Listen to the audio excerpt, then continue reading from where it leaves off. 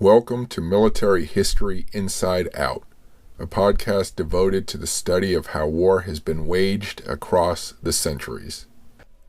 In today's podcast of Military History Inside Out, I interview Dr. Mel Deaile about his new book, Always at War, Organizational Culture in Strategic Air Command 1946 to 62.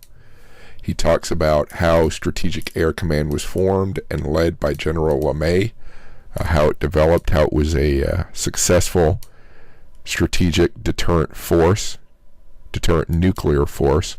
And Dr. Deaile ends the interview by talking about his personal 44.3-hour record-breaking bombing mission after 9/11. So I hope you enjoy the interview. Thank you. All right. I'm speaking with Dr. Mel Deaile, author of Always at War, Organizational Culture in Strategic Air Command, 1946 to 62. Thank you for speaking with me. Hi, Chris. I appreciate you taking the time to give me this interview. Thank you. So tell me about your background in writing and in history. So I started writing in history in 2007, and actually before that through some other academic programs. I'm a retired Air Force pilot. I served 26 years in the Air Force, and about two-thirds of the way through my career, the Air Force started me on an academic track. They sent me to one master's program at Command and General Staff College, where I did a master's thesis on posse comitatus, and then from there they sent me to the Maxwell Air Force Base to the School of Advanced Air and Space Studies, which is another Air Force master's program, and there I did a thesis on low-yield nuclear weapons. And from that program, the Air Force said, would you like to go and get a PhD? So they sent me to the University of North Carolina at Chapel Hill, the place I consider to have the best basketball program in North Carolina. We don't mention that other school 8 miles down the road. But so there I studied under Dr. Dick Cohn and did my dissertation on Strategic Air Command and its organizational culture, which is the foundation for this book. And I started in 2004 and graduated in 2007. And then from there I went back into what you would consider to be a regular Air Force career, staff work, etc., and continue to revise the manuscript and do research, and published an article out of the book and some other articles on nuclear deterrence and nuclear proliferation, which is one of the fields I teach in my primary job. And so my next question is usually, have you always wanted to write a book on this subject? And it sounds like your career was sort of geared in that direction to end up writing. So I joined the Air Force in 1984. I reported to the Air Force Academy, and in 1988 I graduated from the Air Force Academy and went to pilot training. And when I graduated in 1989 from pilot training, I was given my assignment to B-52, Stratofortress. And then I became a member of Strategic Air Command. So I went to the initial B-52 training, and from initial B-52 training I went to Barksdale Air Force Base in Louisiana, where I had my first assignment as a B-52 co-pilot. All of that to say that the real reason for the book was when I joined Strategic Air Command in 1989, and it went away in 1992, 3 years later, everybody said, hey, you guys in SAC, Strategic Air Command, always operate a little bit differently than the rest of us. And, when I had the opportunity to do research, my goal for the research was to say, why is it that everybody views SAC differently? And so that became the basis for the book. All right, so tell me a little bit about the book and its focus. So I will say that when I did the research for the book, the idea was to try to say, why was Strategic Air Command just a little bit different in terms of its organizational culture? What made it unique? What made it not better or worse than any of the other commands, but what made it unique in terms of the Air Force, and what was its impact on the overall Air Force? So when I started the research, I didn't expect it to go this deep, But a lot of the things that you find out about Strategic Air Command originated with Curtis LeMay. Now, that's may not be surprising to a lot of people, because whenever you say the word Strategic Air Command, they think automatically of Curtis LeMay. But he was in a position, having taken over in October of 1948, to stay in Strategic Air Command as the commander till June of 1957. So he was almost there for 9 years, 8 3/4 years, I guess you could say. But he was there for 9 years, almost, and if you give anybody a command for 9 years, they're going to have a ability to shape and mold that command. And a lot of the things that he initially did in Strategic Air Command actually traced their roots back to his days as a bomber commander in World War II, both in Europe and in the Pacific. So a lot of the things that he initially did in Strategic Air Command found their foundation in what he did during the World War II campaigns. And then I'll say the other part is how do you build a deterrent force? So General LeMay's charge was to build up a force of strategic bombers armed with atomic weapons that would keep the Soviet Union deterred from marching across Europe. And so how do you do that? And so his idea was threefold. Realistic training. If you're a bomber crew and your mission to the Soviet Union and back is supposed to be 20 hours, well, guess how long your training mission was? It was 20 hours. If you're stationed at Minot Air Force Base, as I was in my second tour in the B-52, General LeMay wasn't going to have you generate in the summertime when the snow's melted and everything's nice. He was going to have you generate in the winter, because why do it when it's easiest? But I know if you can do it when it's the hardest, then I know you can do it when it's the easiest. So in other words, we generate Minot when it's January and it's minus 38 ambient, minus 104 wind chill. So that's the idea of his idea of realistic training.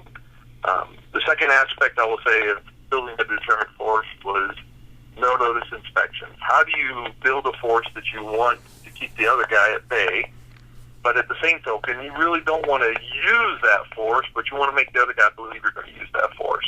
And you want that force to believe that they are at war every day, and that was the basis for the title of the book. In General LeMay, when he took over the command, he said, we are no longer preparing for war, but we are at war. And how do you do that? One of the aspects was with no notice inspection. Always making people believe that they could be evaluated at any time. He was famous for flying around the United States, canceling flight plans and landing at bases unannounced. And wing commanders would come out to greet the general, and he would say, execute your war plan, and the fate of that wing commander and that base relied on whether or not they executed their war plan in accordance with what they were supposed to do. And the third aspect I will say is competition. So he was really big on this idea of iron sharpening iron. In other words, how do I keep people at a razor's edge and honed when they're really not seeing the other guy that they're fighting? And so, they compete against one another.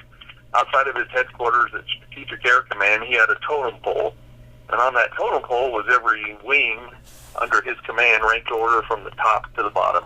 And you can imagine if you're the wing commander whose wing is on the bottom of that totem pole, what you're going to do with your troops, with your airmen, to get them up off the bottom of that totem pole. Right. And so that was his other aspect, and he used bomb competitions as another way to kind of pit people against one another, just to say, this is a way you build a force in being, is through, realistic training, no notice inspections, and competition. What was the incentive for, I understand why someone might join the Air Force, to be a pilot, but what was the incentive to join such a rigorous force as Strategic Air Command? I don't know. I'll say people join. I will say more than likely people, once they became part of SAC, there was a lot of incentives to stay in SAC. During the 50s, 60s, and 70s, it was really a time when the bomber generals were in charge of the Air Force. I think the last bomber general, and don't quote me on this, but I think the last bomber general who took over as the chief was towards the end of the 1970s, beginning of the 1980s. And then you have what another person wrote, a book called The Rise of the Fighter General, which has been the the trend in the Air Force since that time period. But in the 50s, 60s, 70s, it was bomber generals that led the Air Force. Mm-hmm. And so once you got into SAC, you didn't tend to leave because that would be a path towards higher command. And General LeMay was famous for the fact that when he was the chief, he had put other SAC generals in charge of other commands, whether it was Tactical Air Command or Military Airlift Command. So he kind of spread his SAC generals around. So once somebody joined SAC, they knew that their path to higher leadership went through Strategic Air Command. The other thing is there was a lot. General LeMay was not big on professional military education. That's not to say that and I'm in professional military education, and I think it's vital. But at the time, General LeMay didn't think it was, necessary. He thought it was necessary to fly planes and to, take on the enemy with a deterrent force. So people in SAC tended to stay in the cockpit more and advance that way than they did, going out and getting career broadening opportunities.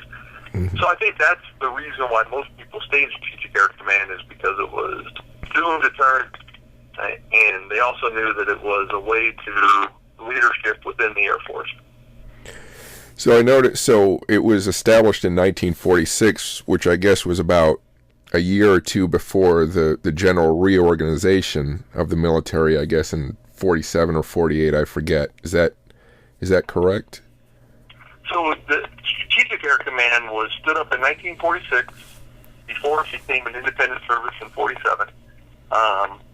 And with its primary mission being to really do independent strategic bombing. So if you go back to World War II, there was this idea that we formed the 20th Air Force, and it was headquartered out of Washington, D.C., but ran in the Pacific by a commander. Technically, Hap Arnold was in charge of 20th Air Force in the Pacific.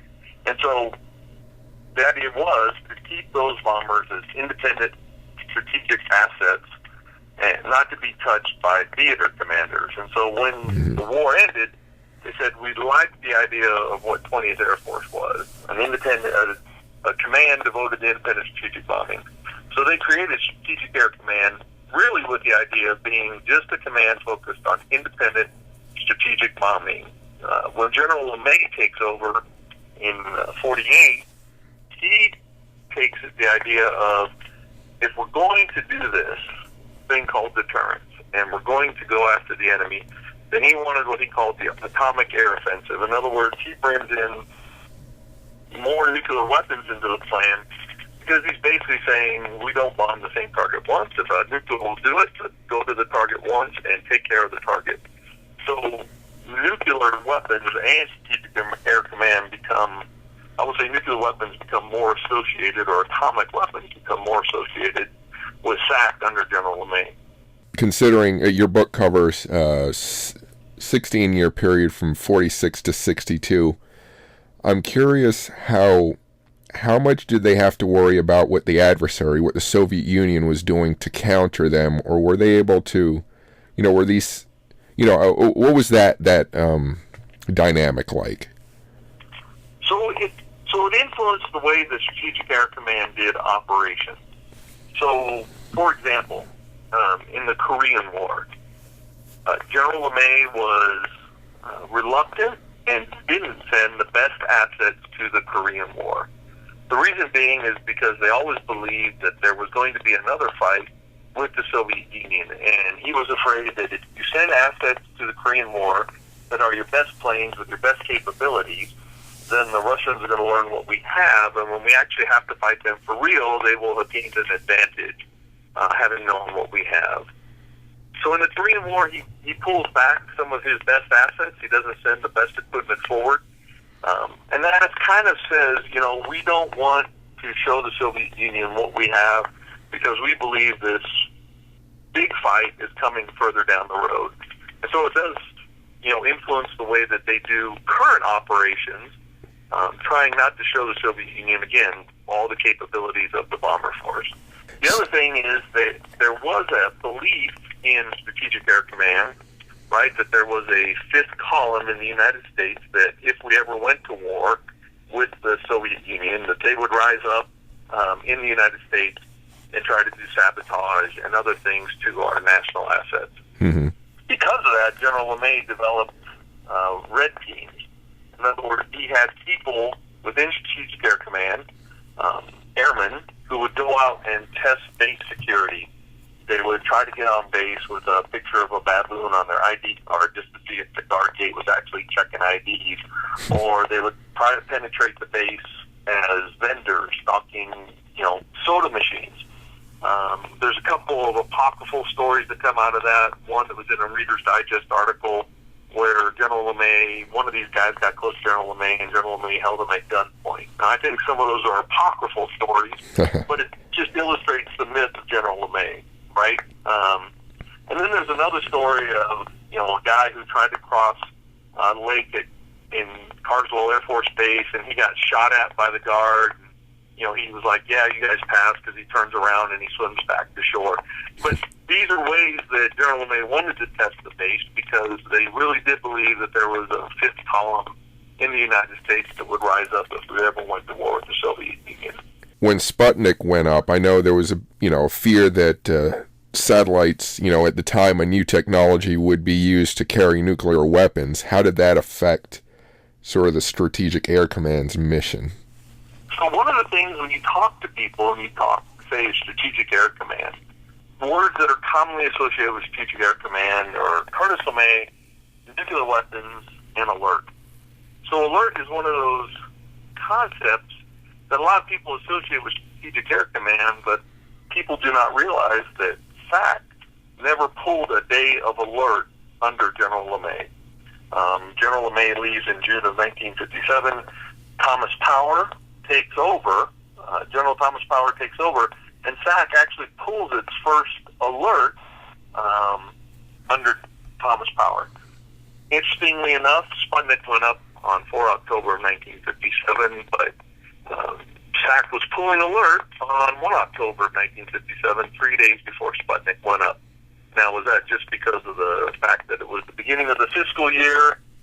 Did we have knowledge of Sputnik? There's no declassified information that tells us why SAC was on alert before Sputnik went up. Another thing that Sputnik did was it changed the arrangement with respect to nuclear weapons. So when Harry Truman sees Hiroshima and Nagasaki, he says these weapons are not intended to be in the hands of the military. And he takes the weapons out of the hands of the military, and he creates the Atomic Energy Commission, which now has storage sites where if you're going to generate your bomber, you're going to fly to one of these sites, and you're going to get the special material that goes into the weapon that creates an atomic weapon.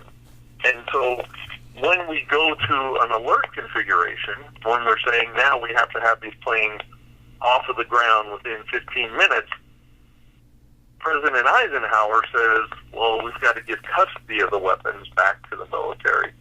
So that's another thing that happens because of Sputnik. So the weapons, custody of the weapons, under President Eisenhower gets transferred back to the military. And one of the reasons Eisenhower was comfortable doing this is he was a general himself, obviously, and he trusted his military officers, and he said, we can give these weapons, custody of these weapons, back to the military because they need to be ready to go at a moment's notice now that we're in the ICBM age. Why do you go up to the year 1962? I read in one of your reviews that someone called that the peak of SAC. So 1962 is when there's several things that happened in 1962 that caused it to be what I would say the end of the first era of SAC. First of all, the Cuban Missile Crisis happens, and that's really when you see what General LeMay and Thomas Power, but primarily General LeMay, if this concept of building a force in being that can do all of these things in terms of deterrence, how they execute it, and Cuban Missile Crisis obviously ends peacefully, but you see all of the capability of SAC brought to bear. And so that's one of the things is after 1948, LeMay takes over. So after 14 years of training, under Curtis LeMay and Thomas Power, is SAC, a credible deterrent? And the answer was yes. The second thing is that it's at the height where, I say the height, but it's when SAC reached the maximum number of people. So there were about 262,000 people in SAC by the end of 1962. So this, if you were to compare it to today's Air Force, right, which is 330,000 roughly people, you're talking about a force that 2 out of every 3 airmen in the Air Force today would have been a member of SAC. That's a big contingent to be, part of the Air Force. And the third thing is that really it's the last year that we get a bomber off the production line. So after 1962, we do not make another manned bomber until the B-1 comes online in the Reagan era. So it's the last year that we produce a manned bomber because of the fact that we went from the assured destruction doctrine or the primarily a nuclear doctrine to our massive retaliation, as Eisenhower would have termed it. We go through assured destruction. I should say assured destruction. Massive retaliation is what Eisenhower had. We go from massive retaliation into the Kennedy era, where you start to see what we now call flexible response, which is this idea of having not necessarily just an all or nothing, either a peace or a Holocaust mentality. But flexible response says there's a range of operations from low-intensity conflict all the way up to global thermal nuclear war. So because of flexible response, more money and emphasis is actually given to conventional forces as we start to get involved in Vietnam. And the prestige of SAC, the money that goes to SAC, starts to wane. And so that 1962 is like the height. And then after that, the Kennedy switched to flexible response, there's Vietnam, etc. And so SAC's prestige starts to decline, I would say, after 1962.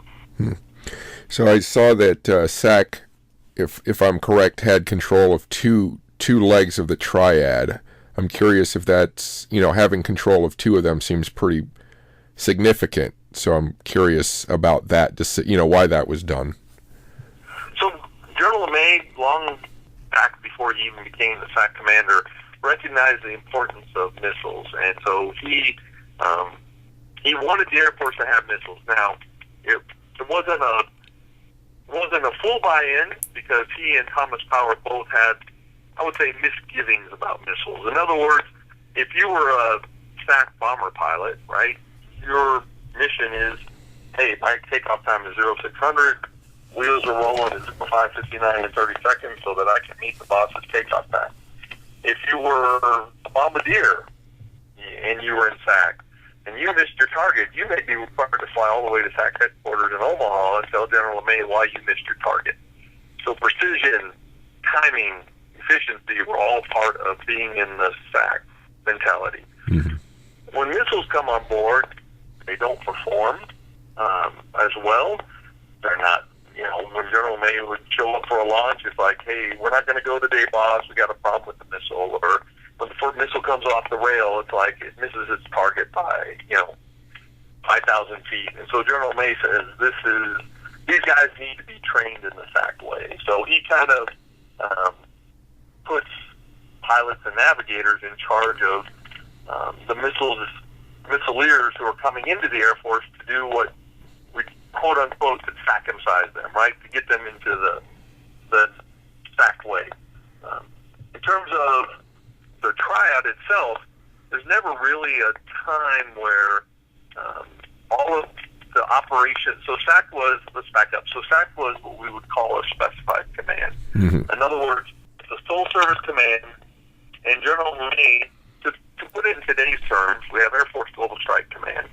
So Air Force Global Strike Command is primary mission is to organize, train, and equip forces who will then provide them to Strategic Command, based in Omaha, Nebraska, who is a warfighter. In General LeMay's day, that was not the arrangement. He was the person who would organize, train, and equip, and then he was the person who would take those forces to war when called upon, which is another reason why SAC became so big. General LeMay went to the Air Force and said, if you want me to execute this war plan, then and I need everything in Strategic Air Command to do it. So they said, we'll give you reconnaissance aircraft. When SAC went away in 1992, U-2s and SR-71s were part of Strategic Air Command. He got the tankers under Strategic Air Command because he says, I've got to get to the target. So air refuelers became part of Strategic Air Command. Obviously, bombers were part of Strategic Air Command. But interestingly enough, Weather Command became part of Strategic Air Command because General LeMay was like, I need to know where the weather is 24/7 or a global operation. So at its height, SAC had a bigger balance sheet than even General Motors. I mean, that's how big the organization had become. He got 2 legs of the triad, fought for and got them, and then under the Joint Strategic Target Planning Staff were the people who put together the plan to deconflict all of the nuclear weapons that would be going off if there was a time of war. Under that, they could integrate the ICBMs. The submarine launched ballistic missiles, the SLBMs. The SLBMs don't technically belong to General LeMay at any time. It's just under this Joint Strategic Target Planning Staff that the plan comes together as to how the missiles, the submarine-based missiles, the land-based missiles, and the bombers, the 3 legs of the triad, will execute the war plan and deconflict. I'm not sure if you touch on this in the book, but I've heard that in senior Air Force senior leadership, religion has been big. And I'm wondering, with the awesome power that these guys had, to basically, mutually assured destruction, did you get at all into how much religion played into, these officers' willingness to do this? There's really, I'll be honest, there's really no research that I did that indicated whether or not morality factored into the decision. I will say that General LeMay was very big on what we call predictability and standard operating procedures. Mm-hmm. In other words, his thing was, in World War II, his idea was if you were a P-17 crew, you could be, as big as a football team, you are on the field, right, 11 men. Everybody needs to know what everybody else is doing at every phase of the flight. So he built standard operating procedures for his bomber crews, and that carried over to Strategic Air Command. And one of the ideas was, I need people to be predictable. If I tell you to execute your war plan, you're going to execute it. You're not going to question why. If I tell you to turn a key, you're a missileer, you're going to turn a key. You're not there to question why. And so his idea was to emphasize to people how important the mission was. He wanted to make sure people knew why they were there, how important the mission was, and that there would never be any question as to what they were supposed to do. So I don't know, didn't find any research where people personally struggled morally with whether or not they're going to turn a key or drop a nuclear weapon. From LeMay's standpoint, it was, if I give you an order, I expect you to execute. Yeah, I read Paul Tibbet's memoir not too long ago, and he was sort of the same mind. It was like, get the mission done, just do it right. There wasn't, if you read other authors, like, for example, Peter Seaver in Guarding the Guardian, he'll say that most generals, before they gave that order, would have a heads up from senior leadership that the order was coming and that they would, that they would expect it. In other words, there would not be this bolt out of the blue where everybody would be like, oh, we got to turn keys, let's turn keys. That there would be some kind of warning or, heads up that, hey, we're giving this order.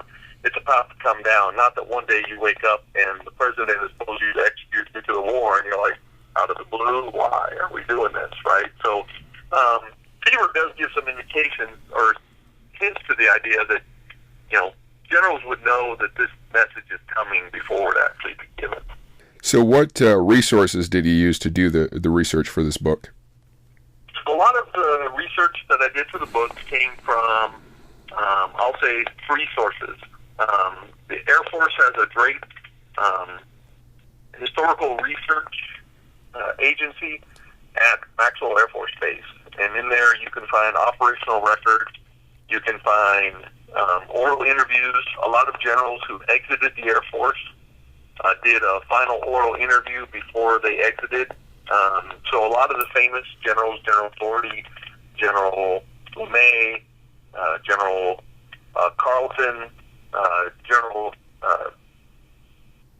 David Clark, these people all sat down and did an oral interview before they left the Air Force. So that gave you some idea of what it was like to be in Strategic Air Command from the leadership aspect.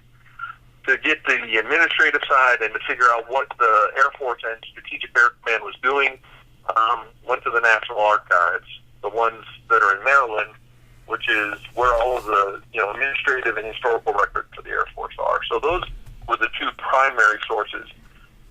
Before he passed, I had an opportunity to sit down with General Dougherty himself and do an oral interview. And it was, just enlightening to see what his aspect was as a former SAC commander and somebody who had served under General LeMay. In addition to that, I went to several of the SAC reunions. So there's a B-47 association, there's a SAC Airborne Control Association, there's a SAC B-52 Association, a SAC Missileers Association, and then there was just a general, SAC reunion. And so the timing works out. They're held in even years. The timing worked out. Then in 2006, I was able to go to a lot of these reunions and just say, okay, this is what the leadership was saying. What did you guys at the force level, think about serving in Strategic Air Command? And it was interesting to get their perspective because, to a T, most people who served in SAC in the 50s and 60s were like, we were out there to prevent the Soviet Union from, coming across Western Europe or from attacking the United States. They believed that their mission was important. They believed what General LeMay was telling them, and they were like, we were there to be warriors that General LeMay wanted. And so it was good to get that perspective as well, right? To get not just the leadership perspective on what the leadership was trying to do, but also to see if it actually translated into what the crew force was seeing. Mm-hmm. Did you come across any historical objects, like equipment or something that you hadn't seen before that was particularly interesting? I will say this: I didn't so I'm a SAC lawyer, right? I will say that not so much the equipment, but just the origins of some things that today that we see on Air Force bases throughout the world that we don't understand the origins of. So when I was at the Air Force Academy, I went through survival training going into my second year at the Air Force Academy as a 3-3. I didn't know what the origins of survival training were. And really, survival training was started under General LeMay. He was someone who said, hey, my forces are going to be the ones going downtown in the Bobcal. My forces are going to be the ones that are going to get shot down in radioactive areas. My forces need to be trained and able to survive in this, atomic environment. So I want my guys to go through survival training. So there's a picture in the book of General LeMay himself going through water survival training. Yeah. So the idea of survival training that today we do throughout the Air Force actually originated in SAC. Some other things that I wouldn't say like equipment-wise, but just interesting things that you can find on Air Force bases today. Auto hobby shops. On most Air Force bases, there's a place where you can take your car and work on it, change the oil, change the tires, etc. These were started under General LeMay, who was an auto hobby enthusiast. He loved to work on cars. There's a picture in the book of him working on his own car. But one of the things that he did was he and one of his vice commanders put a jet engine in the back of a sports car, just, I guess, to see if they could, right? So he starts auto hobby shops on SAC bases, and now today you can find them on most Air Force bases. Another aspect of SAC culture that you'll find on most bases today is Aero clubs. General LeMay thought, hey, after flying a 20-hour mission, what will my pilots want to do? They'd want to go fly some more, right? But he does start Aero clubs on all of his SAC bases. And then the last thing is he was an enthusiast for shooting trap or hunting. There's a couple pictures in the book of him doing some trap shooting. And he starts rod and gun clubs, which are still in existence on some Air Force bases today.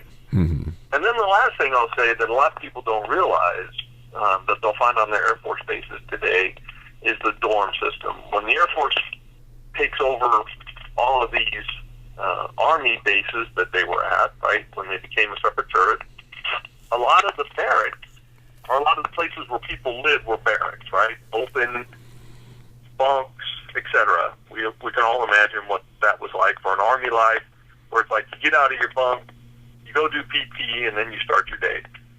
Well, General LeMay said, this is not the way the SAC operates. We are a 24/7 operation. And I don't mean somebody coming into a bunk, waking the next guy up who's trying to sleep to go on his third shift, etc.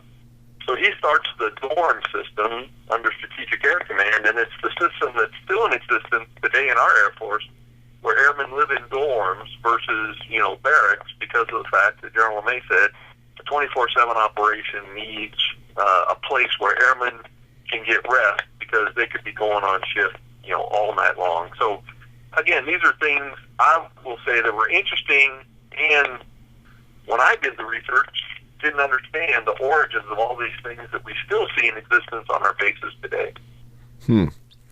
And this isn't meant to be a joke, but the golf courses on Air Force bases, SAC wasn't involved in setting that up for for morale, was he? No, I will say that General LeMay was, I don't know how much of a golf enthusiast he was. There may be pictures of him playing golf. He wasn't as big on that. He was very big on, obviously, shooting, auto hobbies. His thing, too, was another thing that he did for the reason he started auto hobby shops or working on cars is he said, look, when people at West Point, right, his idea was when you go to look at people at West Point, every West Point officer had a horse. That was their thing, right? They had horses, and he was like, but we're pilots. We don't have horses. We have sports cars. So this is one of the things that he, that leads him into doing this auto hobby shop thing is that he's like, hey, we pilots. We drive sports cars. We don't drive horses. Yeah, fast things. They want things that go exactly. fast. So, what part of the research was the most enjoyable? I would say, really going out and talking to those who were in Strategic Air Command at the time, who were just, you want to get the ground truth. I understand what General LeMay was trying to do. Was he this guy? We always hear this.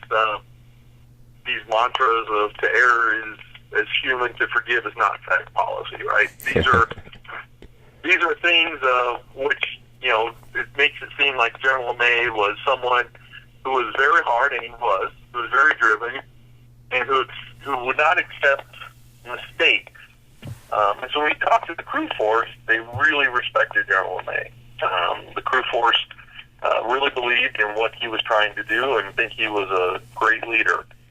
They also have an affinity for all things Boeing. I mean, when I go to, I went to some of these SAC reunions, right? So the KC-135, which was a Boeing aircraft, 707 is the tanker that's still flying today. The B-52 is a Boeing aircraft, and I'm not here to promote Boeing. I'm just saying the B-52 is a Boeing aircraft that's been flying since the 1950s and programmed to fly for maybe another 50 years or so. Mm-hmm. And so their mantra is that if it isn't Boeing, I ain't going, right? So because they understood, the aircraft that SAC primarily flew and that did the job for during the Cold War and continue to do the job today.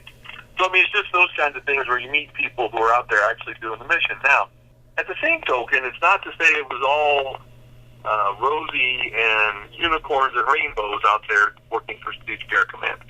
The competition was high, the stress level was high, and SAC did have the highest divorce rate of any of the major commands in the Air Force because of the fact that the people were driven to do this operation 24/7. So what did you find that was most surprising in your research? I think I mean, other than the origins of the things I already told you about, the aero clubs and the gun clubs and the hobby shops, I will say that the other aspect of it that was surprising really was the fact that most of what General LeMay did, in fact, was foundational for what he was doing in World War II. For example, in World War II, and even in the Air Force today, we have this mentality of, hey, let's take a high-time pilot and put in with the low-time co-pilot to kind of even out the experience and to make the people, to make that experience even out so that the high-time pilot can train that co-pilot, or put the high-time co-pilot with the brand new AC so that there's somebody there to check the brand new aircraft commander. Mm-hmm. General LeMay was very big on it. He said, stop that. He's like, when you get people who work well together as a team, keep them together as a team. And so he developed the idea of hard crews in World War II. That translated into facts. So I'm in my research talking to people. I met a guy who was on a B-47 crew, which is 3 people. That crew moved from base to base as a crew. So, they were all 3 transferred to the same base as a crew, and they flew together for 7 years as a crew. The same 3 people for 7 years flew every mission together. And you will not find that in today's Air Force. And it's just amazing is the fact that they worked well together and kept them together as a crew for 7 years.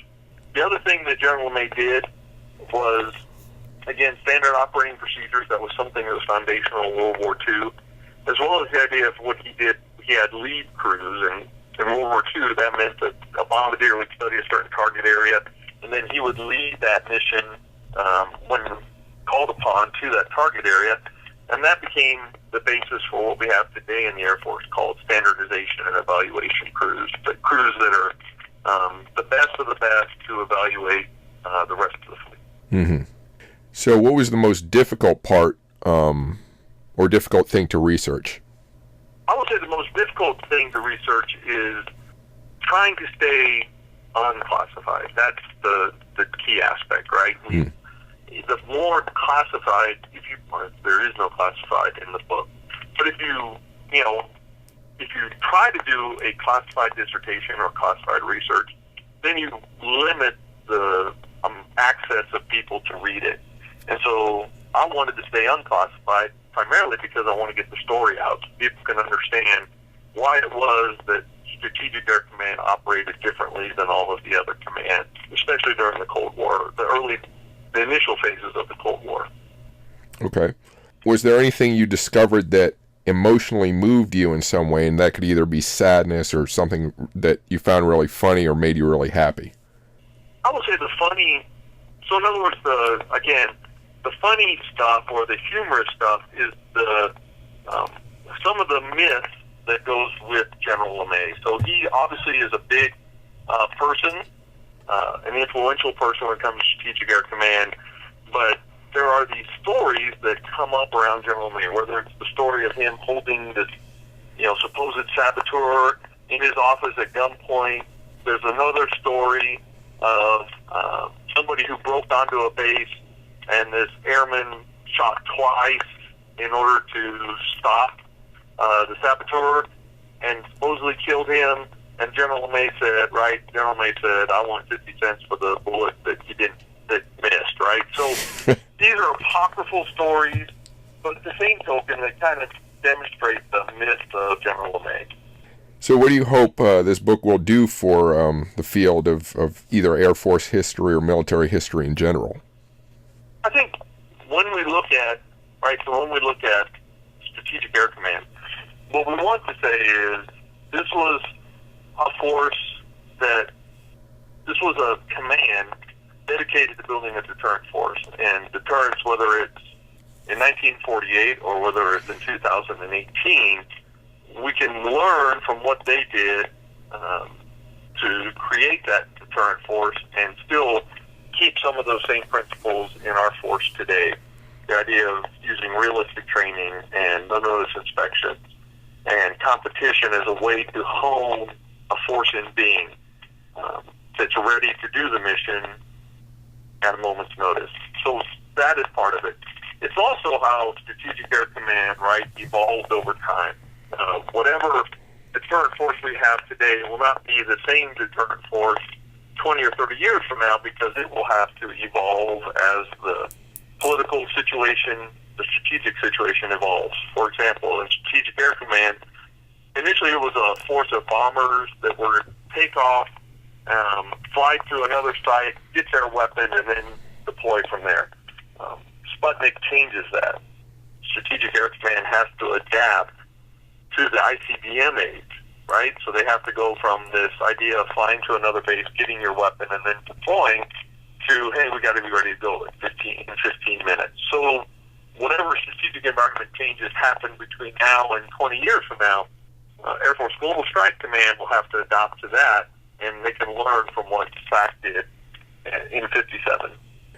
Can you speak to any difficulties you had in getting the book published and how you overcame those?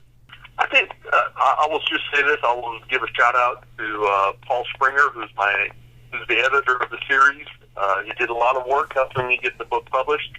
I would just say that, for anybody who wants to publish, right, you have to wear your ego on your sleeve. If somebody rejects your book or tells you your book's not the right book for that series, etc., you have to wear your ego on your sleeve. You can't take it personally. Mm-hmm. And then that's just based upon what the publishers want at that time, what the editor wants at that time, etc. But at the same token,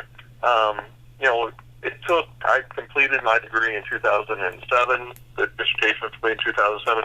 It's taken about 10 years, and that's because I was on active duty until for 7 of those years. And it's very hard when you're sitting in Iraq or etc. to work on a manuscript. At the same token, right, and life gets in the way, etc. It's a labor of love, so don't, you got to see it through fruition.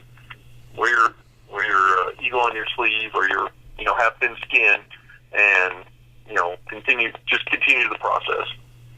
So, do you have another writing project going on or coming up? So, I will say that my desire would be to do the second part of Strategic Air Command.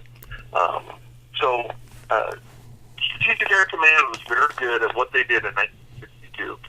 You take a pilot who is trained to fly the line, who's trained to be on time, on target, who's told not to deviate, because if he deviates left or right, he could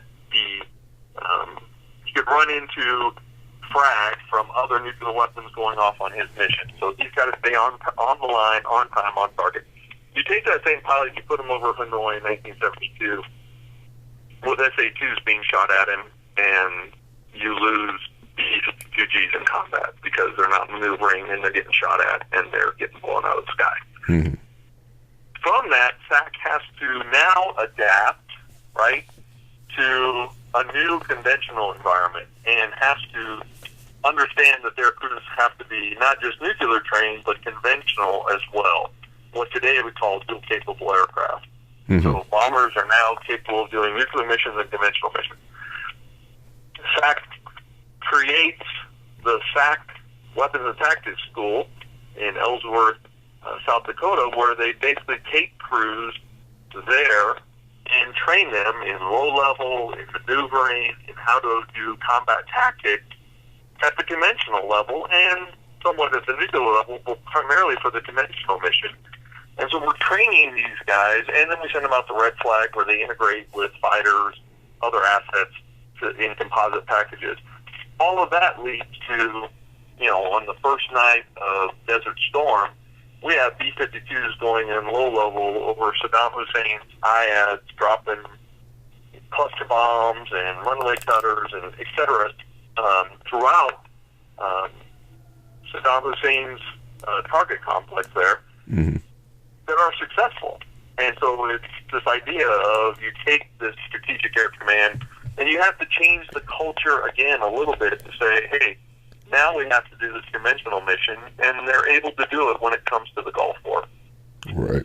So I had to ask you, I saw that you flew a record-breaking 44.3-hour mission. I'm just curious, why did, if you can speak to it, did you just not want to come down?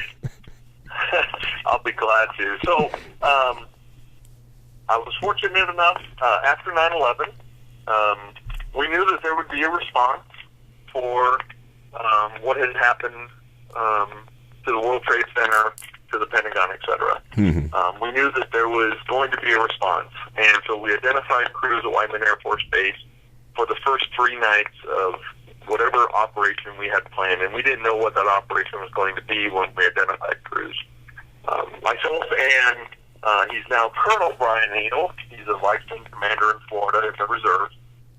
We're paired together, and we trained in simulators, and we practiced our procedures until we were told, hey, you guys are up, go fly your mission. So we flew on the second night of operations over Afghanistan, Operation Enduring Freedom. Mm-hmm. The reason the missions were so long is that we went across the Pacific the long way because of strategic concerns with going through the Mediterranean and over the Middle East. A decision was made to go across the Pacific.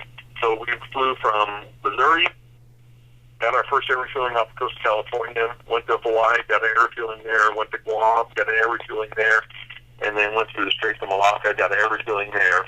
The primary reason was that was the quickest way in the shortest amount of time to set up a tanker bridge. The B-2 is a long-duration bomber, but it still needs gas every so often. So after the Straits of Malacca, we went by Diego Garcia, where we got our last air refueling. And then we went up the coast of India into Afghanistan. Why was ours so long? Is we did our target complexes in Afghanistan. We came out. We still had weapons on our aircraft. We were told to go back and strike that target complex. So we got air refueling from a reliability tanker. That's just a tanker that's out there in case somebody needs gas. We went and found this tanker, got topped off, went back into country, did one more target complex, came out of the country where we hit our last tanker, and from there we went from that tanker, we got enough fuel to get us to Diego Garcia.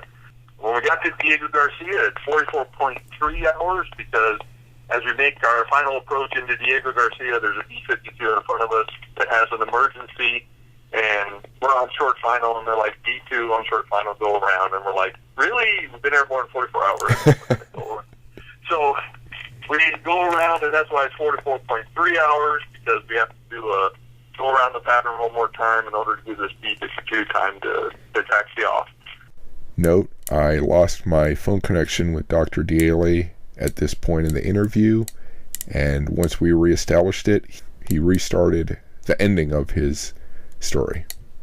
So we're on short final, and we get sent around, and that's why the mission is 44.3 hours. Mm-hmm. When we land at Diego Garcia, the plane, they come out, and while the engines are running, they put oil on the aircraft, because that's really the limiting thing on the B-2 is how long they'd be airborne without oil. So they put oil on the aircraft, a fresh crew gets on, and they take off, hit a tanker, and then they fly 30 hours back. So the B-2 itself, 6 aircraft, flew 70 hours over 3 days, and not one of them broke. So that's a testament to Northrop Grumman for their design of the B-2. Yeah, nice. Thank you for telling me that. Now, where can people find your latest book and your any other work? For right now, the book is, you can pre-order the book on Amazon. Mm-hmm. It's available through them, or it's available through Naval Institute Press, who's the publisher of the book. So Amazon, it's Always at War, and Mel Deaile, D-E-A-I-L-E. You can find that book on Amazon or through Naval Institute Press. At the same token, you can also, find me on LinkedIn or Facebook if you want a signed copy, and just direct message me and say, hey, I'd like a signed copy, and I can do that as well. In the future, this summer, I will take over we have a school of Advanced Nuclear and Deterrence Studies that's in Albuquerque, New Mexico, and that school is moving from Albuquerque, New Mexico to Maxwell Air Force Base to be under Air Command and Staff College, and the program will be there, and we'll start publishing more things related to deterrence and nuclear studies as well once we become the School of Advanced Nuclear and Deterrence Studies. Okay. That's all the questions I have. Do you have any final thoughts or comments? I just want to thank you for your time, Chris, and I hope people enjoyed the interview. Yes, thank you. Thank you for listening. More information can be found at warscholar.org.